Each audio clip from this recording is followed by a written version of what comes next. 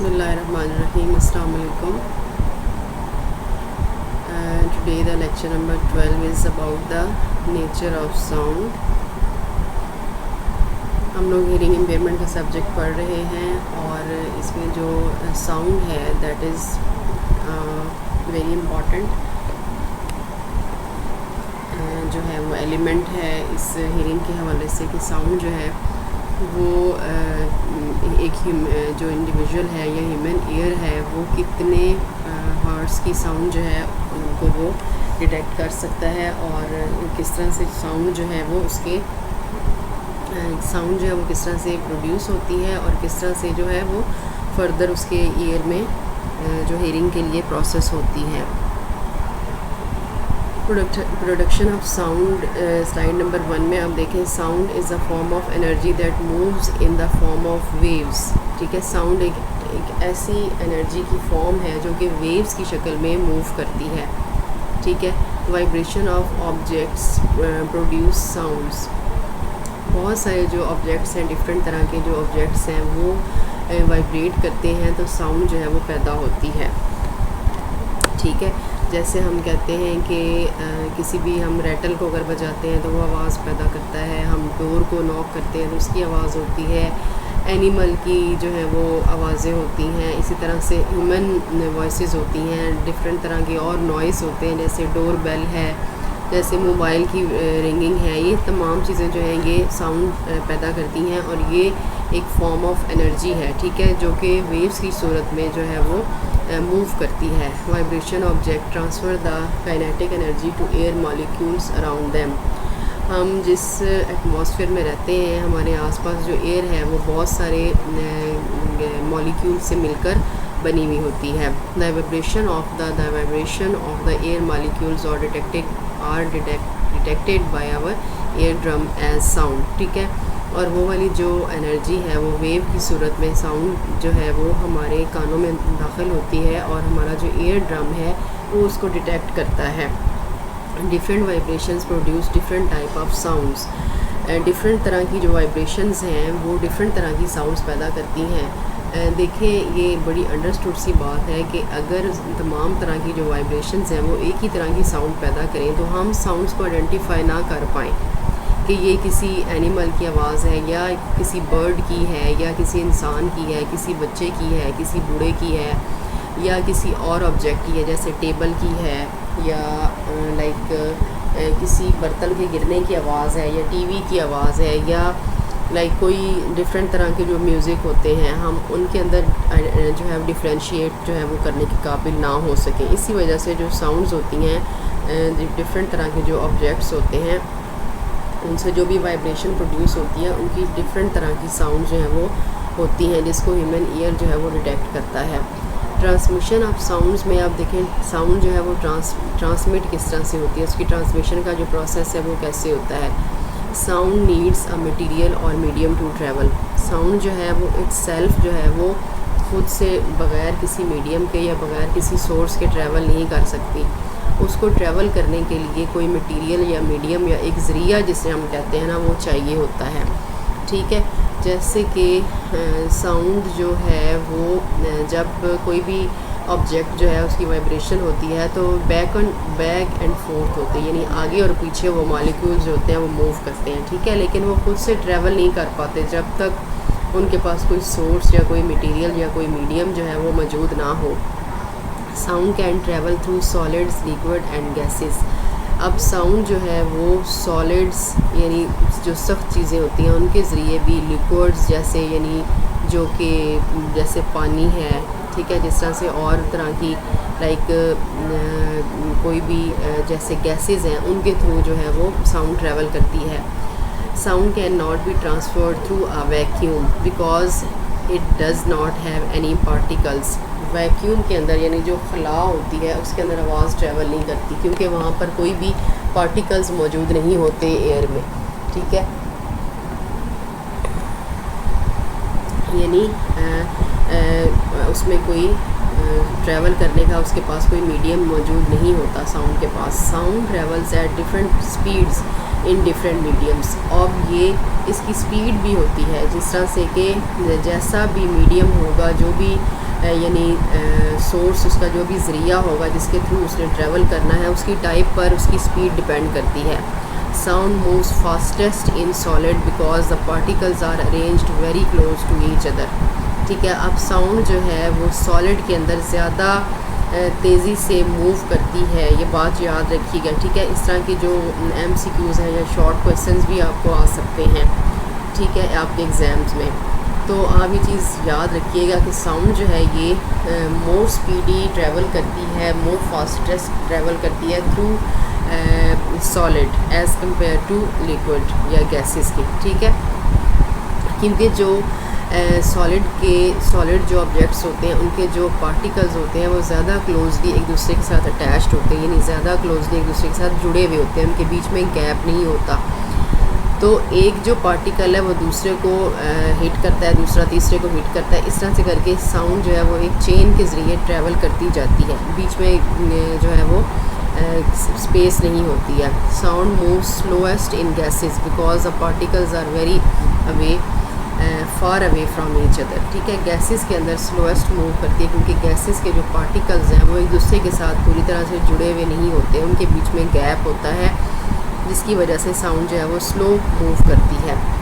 Properties of sound, sound can be absorbed and reflected when it hits a surface. Sound जो है यानी वो जब भी किसी भी सतह के ऊपर या किसी भी सरफेस को हिट करती है तो वहाँ से कुछ आवाज़ें वो सरफेस जो है वो एब्जॉर्ब कर लेती है और कुछ को वो छोड़ देती है, यानी कुछ को वो रिफ़्लेक्ट कर देती है, यानी जाने देती है या छोड़ देती है, और कुछ को वो सरफेस जो है वो एब्जॉर्ब कर लेती है। अब ये डिपेंड करता है उस सरफेस के ऊपर कि वो सरफेस जो है वो कैसी है। Sound energy can be reflected और absorb by the surface of an object.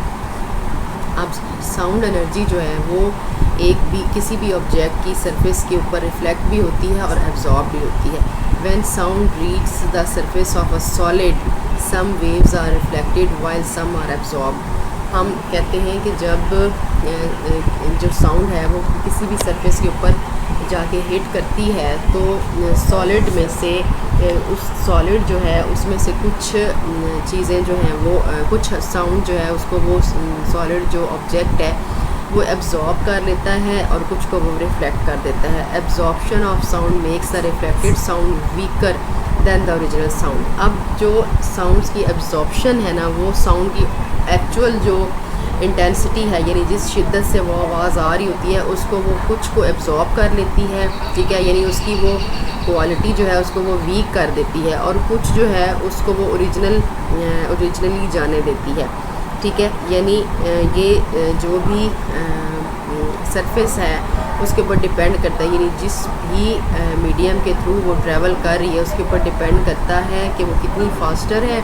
और दूसरी बात ये कि जिस सरफेस को जाके वो साउंड हिट करती है उस सरफेस के ऊपर भी डिपेंड करता है कि वो कितनी एब्जॉर्प्शन करता है और कितनी रिफ्लेक्शन करता है। यानी रिफ्लेक्शन वो है जो आवाज़ें जो है वो जिनको वो यानी सुनने के काबिल होती हैं। एब्जॉर्प्शन वो होती है जो कि साउंड की जो ओरिजिनल इंटेंसिटी होती है या उसकी जो शिद्दत होती है उसमें कमी वाक़या हो जाती है।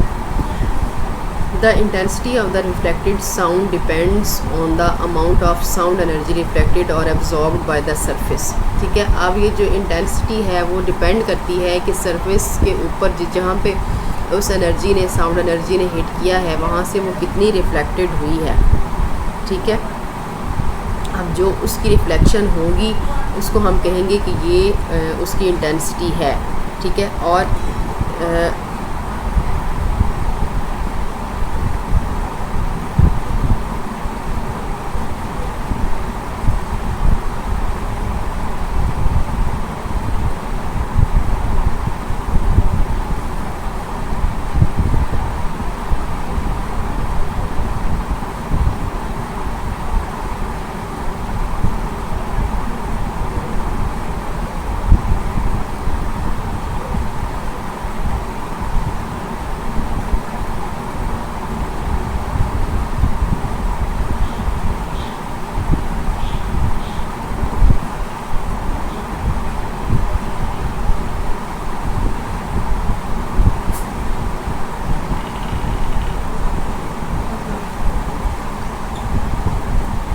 The intensity of reflected sounds depend on the amount of the sound energy reflected or absorbed by the surface. When more sound energy is reflected, the sound is louder. ठीक है, अब जो साउंड है उसकी इंटेंसिटी डिपेंड करती है कि कितनी जो है वो एब्जॉर्ब हुई है और जितनी रिफ्लेक्टेड हुई है. अब जो रिफ्लेक्ट होती है वो उसकी इंटेंसिटी बाकी रहेगी, लेकिन जो एब्जॉर्ब्ड हो गई है वो इंटेंसिटी जो है उसकी वो बाकी नहीं रहेगी. ठीक है, इसी तरह से हम कहते हैं कि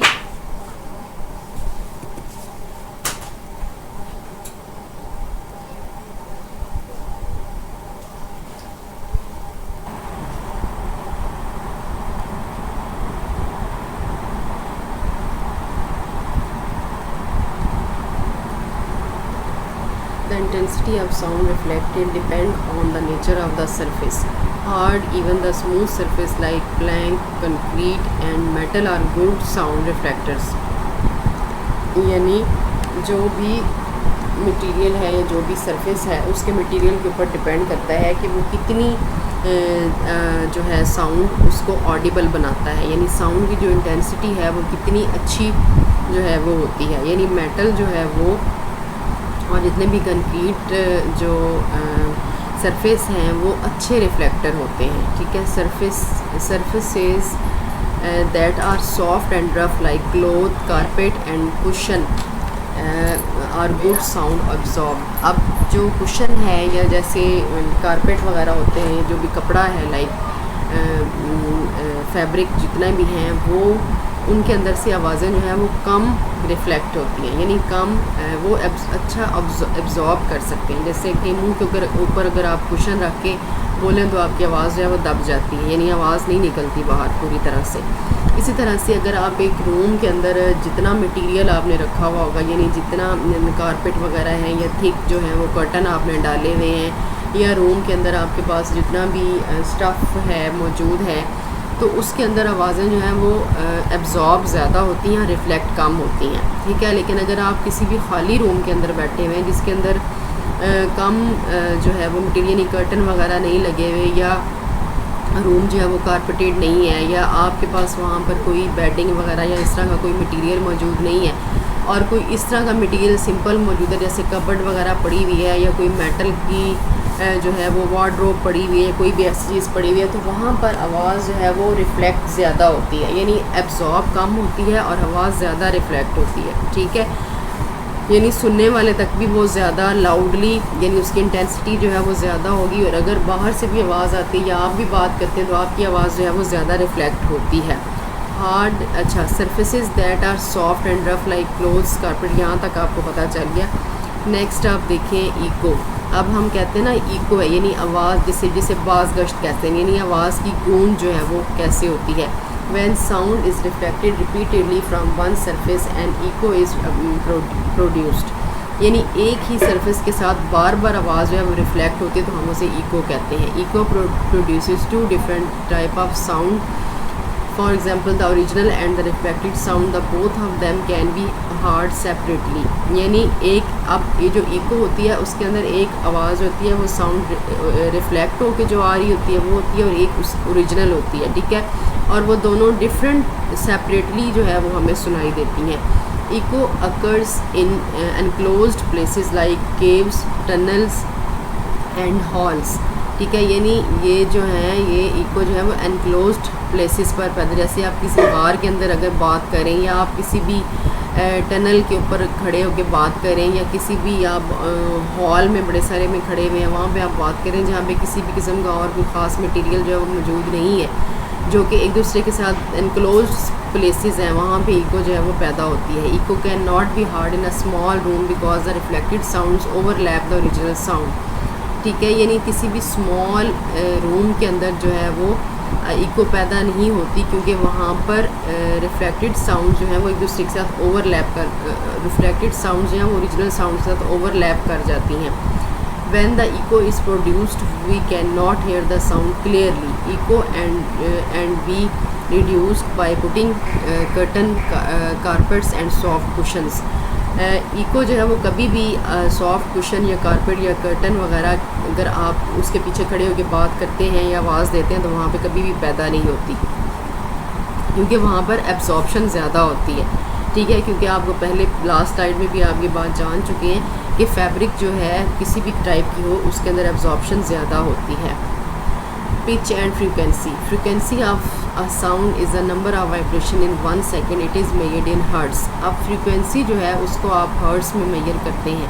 ठीक है, यानी 1 सेकंड के अंदर जो फ्रीक्वेंसी 1 सेकंड के अंदर जो वाइब्रेशन पैदा हुई है उसको हम 1 हर्ट्स जो है वो कहेंगे। ठीक है, यानी एक वाइब्रेशन जो है वो 1 सेकंड के अंदर पैदा होने वाली एक वाइब्रेशन को हम 1 हर्ट्स जो है या 1 नंबर ऑफ फ्रीक्वेंसी जो है वो काउंट करते हैं। 1 hertz 1 vibration per second. The degree of highness और lowness of a sound is known as the pitch. ठीक है, the pitch of sound depends on the frequency. अब द डिग्री ऑफ हाईनेस और लोनेस साउंड, यानी sound जो है वो high थी या लो थी उसको हम पिच कहते हैं। ठीक है, यानी साउंड की क्वालिटी कैसी थी, यानी वो हाई थी या लो थी, उसको हम पिच कंसीडर करते हैं। The pitch of sound depends on the frequency. अब पिच जो है वो फ्रीक्वेंसी के ऊपर डिपेंड करती है। The higher the frequency the higher is the pitch. अगर फ्रीक्वेंसी हाई होगी तो पिच भी हाई होगी। Therefore a higher frequency produces a high pitch sounds. ठीक है, और लो फ्रीक्वेंसी जो है वो लो पिच साउंड्स पैदा करेगी। The pitch of a sound produced by a vibrating string depends on the length of the string। For example, आपके पास एक string है, अब उसके ऊपर डिपेंड करता है कि उसकी फ्रीक्वेंसी कितनी है, उसकी पिच भी उतनी ही होगी जितनी उसकी फ्रीक्वेंसी है। ठीक है, length of the string, a shorter string vibrates faster to produce a higher pitch. ठीक है, अब अगर एक शॉर्टर स्ट्रिंग है तो वो बड़ी तेज़ी से वाइब्रेशन करती है जिसकी वजह से पिच जो है वो हाई होती है, यानी आपको आवाज़ें जो हैं वो हाई लेवल की सुनाई देती हैं। टेंशन ऑफ द स्ट्रिंग, अब स्ट्रिंग जो है वो कितनी टाइट है। ठीक है, a higher pitch is produced by a more stretched tight string, this makes the sound sharper. ठीक है, अब जो है वो हायर पिच जो है वो प्रोड्यूस करेगी, स्ट्रिंग जो है वो जितनी टाइट होगी उसकी जो आवाज़ है वो उतनी शार्पर होगी, जिसकी वजह से पिच हाई होगी। जिस तरह से जो फीमेल होती हैं उनकी आवाज़ें बड़ी श्रिल होती हैं, यानी बारीक आवाज़ें होती हैं, तो उनकी जो पिच होती है वो हाई होती है। इसी तरह से जो आदमी होते हैं, मेल मेंबर्स होते हैं, उनकी आवाज़ें जो होती हैं वो थोड़ी सी भारी होती हैं, तो उनकी पिच लो होती है। थिकनेसेस ऑफ द स्ट्रिंग, अब स्ट्रिंग कितनी थिक है, the thinner string produce a higher pitch. अब ये स्ट्रिंग जो है उसकी उन्होंने आप एग्जांपल एक दी है कि उसके क्वालिटी के ऊपर डिपेंड करता है कि उसके ऊपर उसकी पिच जो है वो डिपेंड करती है। Hearing defect and ways to rectify them. अब बात ये है कि हमने इसको, क्योंकि हेयरिंग के रेफरेंस से साउंड को हम स्टडी करते हैं, फर्दर जो हमारे लेक्चर्स हैं उनके अंदर भी हम साउंड को ही स्टडी करेंगे। साउंड की जो जो उसकी फ़िज़िकल प्रॉपर्टीज़ हैं और जो उसकी साइकोएकोस्टिक जो साइकोलॉजिकल प्रॉपर्टीज़ हैं उनको भी हम स्टडी करेंगे तो ज़्यादा अच्छे से जो है वो चीज़ें समझ में आ जाएंगी। Hearing defect occurs when the sense of hearing doesn't function properly. Hearing proper, हम कहते हैं कि जब हेयरिंग की सेंस जो है वो प्रॉपरली फंक्शन नहीं करती तो हम कहते हैं कि साउंड जो है वो प्रॉपरली जो है वो ह्यूमन ईयर उसको डिटेक्ट नहीं कर पाता। There are different kind of hearing defect. To understand the nature of the defect we need to identify the part of the ear that is affected ear. ठीक है, हम कहते हैं कि हम ये जानना चाहते हैं कि हेयरिंग जो है वो डिफेक्टेड क्यों होती है, तो हम ये समझना पहले ज़रूरी है कि ईयर जो है उसके पार्ट्स में कोई प्रॉब्लम होती है जिसकी वजह से साउंड प्रॉपरली गो थ्रू नहीं हो पाती। The ear wax is the auditory canal can block sound waves and cause temporary loss of hearing. अब इसकी एक वजह वो ये बताते हैं कि ईयर वैक्स जो है वो भी ब्लॉकेज हो, यानी कान के अंदर वैक्स बहुत ज़्यादा जमा हो गई है जिसने ब्लॉक कर दिया है ऑडिटरी कैनाल को या ऑडिटरी मेटस जिसको हम कहते हैं, ऑडिटरी कनाल, यही उसको आउटर ईयर की जो में लोकेट करती है, यानी उसको उसने इतना ब्लॉक कर दिया कि कान के अंदर साउंड जो है वो प्रॉपरली एंटर नहीं हो पा रही। हेयरिंग डिफेक्ट इसमें आप नंबर 2 पे आप देखें, the ossicles in the middle ear can be fused in together as a result of an infection, यानी किसी भी इन्फेक्शन की वजह से, जैसे हमने बड़ा मेन इन्फेक्शन पढ़ा था कि ओटाइटिस मीडिया हो गया, यानी मिडल ईयर इन्फेक्शन हो गया है, जिसकी वजह से कान का जो ऑसिकल्स हैं वो प्रॉपरली साउंड को रिसीव नहीं कर पा रही, यानी उस वाइब्रेशन जो कि आ रही है साउंड की शक्ल में, उसको वो प्रॉपरली रिसीव नहीं कर पा रही, उसको वो एम्पलीफाई नहीं कर पा रही, जिसकी वजह से उसको वो कलेक्ट करके कान के नेक्स्ट जो कॉक्लिया है या जो इनर ईयर है उसमें नहीं भेजती। द इनर ईयर में be damaged by local infection, जैसे इनर ईयर भी डैमेज हो सकता है, यानी कॉक्लिया जो है उसके अंदर भी कोई प्रॉब्लम हो सकती है। फॉर एग्ज़ाम्पल हम कहते हैं कि माइनर्स डिजीज़ हो गई हैं, या टॉक्सिक यानी जो कि ऑटोटॉक्सिक मेडिकेशन जिनको हम इन चीज़ों को हम अपने जो प्रीवियस लेक्चर्स हैं उनमें बड़ा डिटेल्ड डिस्कस कर चुके हैं कि इनके अंदर जो है वो कोई प्रॉब्लम अगर कॉक्लिया में होगी या हेयर सेल्स डैमेज हो गए हैं, या जो हेयरिंग सेंसरी जो नर्व्स हैं या जो सेल्स हैं वो डैमेज हो गए हैं, या लाउड जो नॉइज़ हैं या साउंड्स हैं उनका एक्सपोजर जो है वो हुआ है, जिसकी वजह से ईयर ड्रम जो है वो डैमेज हो गया। ये तमाम चीज़ें जो हैं ये कॉज बनती हैं साउंड को कान तक ना पहुंचाने में। करेक्टिंग हेयर डिफेक्ट्स, अब इनको हम करेक्ट कैसे कर सकते हैं? With the use of surgeries, medications हम जो है वो इनको ओवरकम कर सकते हैं। Progress made in science and technology has enable us to correct hearing problems, ठीक है।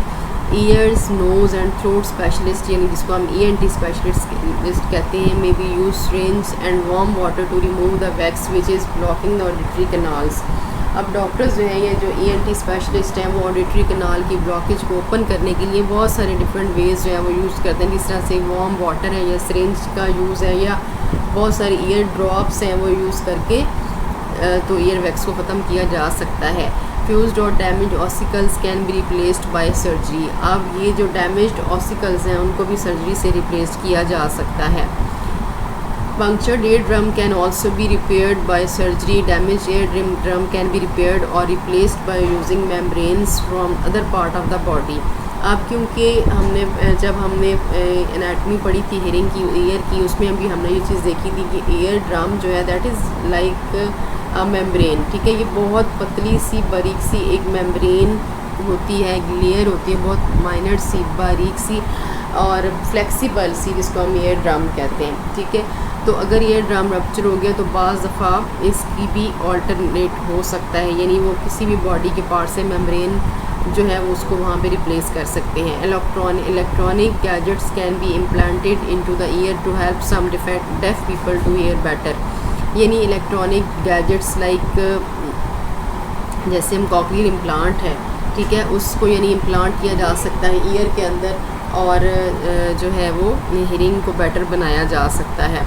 इसी तरह से और भी बहुत सारे हेयरिंग एड्स हैं या असिस्टिव डिवाइसेस हैं जिनसे हेल्प ली जा सकती है। The human ear has the ability to detect sound in the frequency range of 20। अब हम देखते हैं कि लिमिटेशन जो है वो हेयरिंग की वो कितनी है। तो जो एक इंसानी कान है या ह्यूमन ईयर है वो 20 हर्ट्ज़ से लेकर 20,000 हर्ट्ज़ तक की आवाज़ें सुन सकता है। इससे ज़्यादा फ्रिक्वेंसी की आवाज़ें जो हैं वो उसके कान को हर्ट करती हैं। The range of hearing varies from one individual to another. अब हेयरिंग की जो रेंज है वो भी one individual to other individual vary करती है, even person to person vary करती है। Children have ear drums that are more elastic, they hear better. अब बच्चे जो हैं उनका जो ईयर ड्रम होता है उसकी इलास्टिसिटी जो है वो बहुत ज़्यादा होती है, ठीक है, जिसकी वजह से वो ज़्यादा जल्दी से बहुत कम से कम थोड़ी सी छोटी आवाज़ जो है उसके ऊपर भी वो रिस्पॉन्स करते हैं या वो उसको सुन लेते हैं, ठीक है, यानी वो शार्प होते हैं। आपने अक्सर देखा होगा जो नॉर्मल हेयरिंग के बच्चे हैं जब वो बहुत जल्दी से हम बाज़ दफ़ा हम ये नोटिस करते हैं कि वो बच्चे बहुत जल्दी से सुन लेते हैं, यानी उनके बारे में कोई बात की जा रही हो या किसी भी मतलब की चीज़ के बारे में कोई बात की जा रही हो या हम उनसे कुछ हाइड करना चाह रहे हो या हम आपस में जिसे कहते हैं कि लाइक विस्परिंग्स भी कर रहे हों, तो बच्चे जो है वो अंडरस्टैंड कर लेते हैं कि what is being said. As people age their hearing worse उनकी जो हेयरिंग है वो वर्सनेस उसमें आती जाती है जैसे जैसे लोग ग्रो करते हैं। देखें जिस तरह से बाकी जो बॉडी के मसल्स हैं उनकी इलास्टिसिटी कम होती जाती है, इसी तरह से जो हमारा ईयर ड्रम है वो भी लेस इलास्टिक होता जाता है, जिसकी वजह से the range of sound frequencies that they can detect become narrower. तो वो जो फ्रीक्वेंसीज़ हैं जिससे जो कि हम बहुत कम फ्रीक्वेंसीज़ की आवाज़ों को भी सुन सकते थे, लेकिन वो जैसे जैसे बड़े होते जाते हैं, जैसे जैसे हम ओल्डर होते जाते हैं, तो वो इलास्टिसिटी कम होने की वजह से हमारी जो डिटेक्शन है वो भी नैरोअर होती जाती है। Their ability to hear high pitch sound decreases. तो अब ये जो हाई पिच जो साउंड्स हैं उनकी हमारे यानी एबिलिटी जो है वो कम होती जाती है। A person exposed to constant loud noises experiences loss of hearing. His range of hearing is less than that of a normal person. अब वो बंदा जिसको बहुत ज़्यादा नॉइस का एक्सपोजर रहा हो, ठीक है, उसकी जो हेयरिंग रेंज है वो आम आदमी से कम हो जाती है, यानी वो इतनी ऊंची आवाज़ें सुनने की आदत उसके कान को हो जाती है, यानी उसका हेयरिंग थ्रेशोल्ड जो है वो वहाँ पे शिफ्ट कर जाता है कि उसको अब जो कम फ्रिक्वेंसीज़ की है यानी लो लाउडनेस की आवाज़ें वो सुनाई नहीं देती हैं। Frequencies exceeding 20,000 hertz are called ultrasonic frequencies, however some animals can hear. ठीक है, अब हम ये कहते हैं कि जो 20,000 हर्ट्ज़ से ऊपर की आवाज़ें होती हैं उसको हम अल्ट्रासोनिक फ्रिक्वेंसीज कहते हैं। कुछ इंफ्रा सोनिक फ्रिक्वेंसीज होती हैं और कुछ अल्ट्रासोनिक फ्रिक्वेंसीज होती हैं। अब ये जो अल्ट्रासोनिक फ्रिक्वेंसीज होती हैं ये 20,000 हर्ट्ज़ से ऊपर की होती हैं, जिनको नॉर्मल जो हेयरिंग है या ह्यूमन ईयर जो है वो सुन नहीं सकता, उनके लिए यानी उसका कान जो है उसका पर्दा फट जाता है। ठीक है, इसी तरह से यानी उसका ईयर ड्रम जो है वो डैमेज हो जाता है। इसी तरह से जो कुछ इंफ्रासोनिक होते हैं यानी वो आवाज़ें इतनी कम फ्रिक्वेंसीज़ की होती हैं जो कि ह्यूमन ईयर जो है वो सुनने के काबिल नहीं होता, लेकिन कुछ एनिमल्स जो होते हैं वो अल्ट्रासोनिक फ्रिक्वेंसीज़ भी और इंफ्रासोनिक फ्रिक्वेंसीज़ को भी सुन सकते हैं। अब हम ऑर्गेनिज़म्स की बात करें और रेंज ऑफ साउंड फ्रिक्वेंसीज़ को देखें तो ये एक चार्ट है जिससे आप देखें कि ह्यूमन बीइंग जो है वो 20 to 20,000 हर्ट्ज़ की आवाज़ें सुन सकते हैं। इस तरह से जैसे सी एनिमल्स कुछ हैं, जैसे वेल है वो 10 to 20 की भी आवाज़ें सुन सकती है। इसके अलावा यहाँ कुछ जगहों पे 7 to से भी स्टार्ट हुआ, यानी कुछ जो डॉल्फिन्स हैं या जो वेल हैं वो लाइक 7 फ्रीक्वेंसी की भी आवाज़ जो है वो सुन सकते हैं। यानी पानी के अंदर आपको पता है कि आवाज़ें जो हैं वो बहुत कम जो है वो सुनाई देती हैं, लेकिन कुछ एनिमल्स जो हैं वो उनकी हेयरिंग जो होती है वो ह्यूमन से ज़्यादा शार्प होती है। ठीक है, जैसे डॉग है उसका लिखा हुआ है आप ये देखेंगे 67 to 45,000 हर्ट्ज़ की आवाज़ें भी वो सुन सकता है। फ्रॉग जो है वो 50 to 10,000, इस तरह से डिफरेंट तरह के एनिमल्स, बैट्स हैं, डॉल्फिन है, ग्रास ऊपर है। तो ये तमाम जो एनिमल्स हैं इनके अंदर ये एबिलिटी होती है कि ये अल्ट्रासोनिक और इंफ्रासोनिक साउंड जो हैं वो इनके लिए इनके ईयर को डैमेज नहीं करती हैं, लेकिन ह्यूमन ईयर को भी वो डैमेज कर देती हैं। अल्ट्रासोनिक डैमेज कर देती हैं और इंफ्रासोनिक जो है वो उनके लिए ऑडिबल नहीं होती हैं, वो सुन नहीं पाते हैं।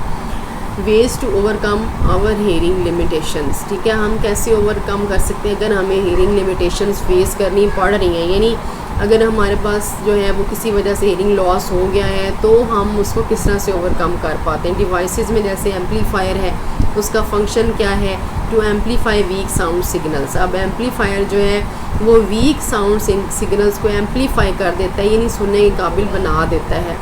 ठीक है, स्टेथोस्कोप है, helps doctors to detect soft sound like heart beat of their patients.